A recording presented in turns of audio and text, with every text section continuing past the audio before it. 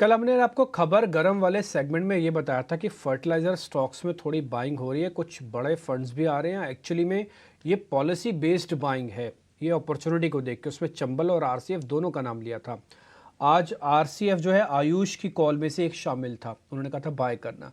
Chambal already हम आपको तो 300 के रेट से बता रहे हैं, 300 के रेट से आपको चंबल बता रहे हैं। आपको यकीन नहीं हो रहा तो थोड़ा पीछे जाके यूट्यूब में चले जाइएगा, कुछ दिन पुराना, आपको खुद से पता लग जाएगा।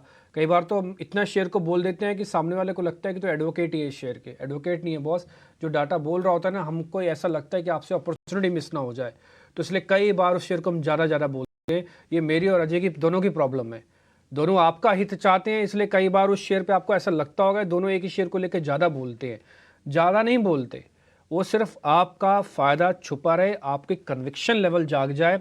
एक्सपर्ट से भी बार बार पूछते हैं, वो इसीलिए होता है। नहीं तो हमें क्या, हमारे पास तो सर 4000 शेयरों की शीट है, हम तो कोई भी शेयर पूछ ले। चंबल फर्टिलाइजर, सोनी खुश जरा आप देख के बताइए, आपको तो याद ही होगा, आपसे तो कई बार परिचय हुआ है, चंबल के लिए हमने बातचीत की है। अभी और चलेगा या फिर होगी सर इसकी जर्नी पूरी?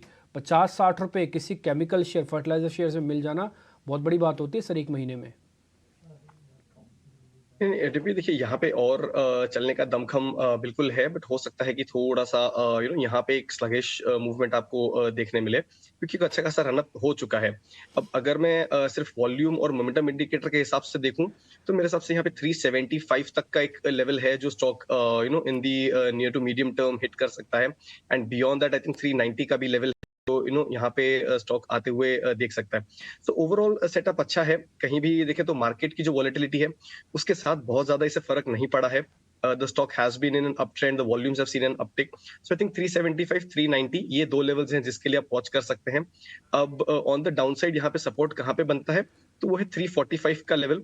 इसको सपोर्ट ज़ोन लेके चलें। एंड एज़ अ डिस्क्लेमर मेरी पर्सनल होल्डिंग भी है चंबल फर्टिलाइजर्स में। तो that's just as a standard disclaimer. Sir आपकी होल्डिंग किस रेट पे है? सो डिम्पी ऑप्शंस के द्वारा प्ले किया था, तो I think somewhere close to 12-13 rupees के आसपास का बाइंग है।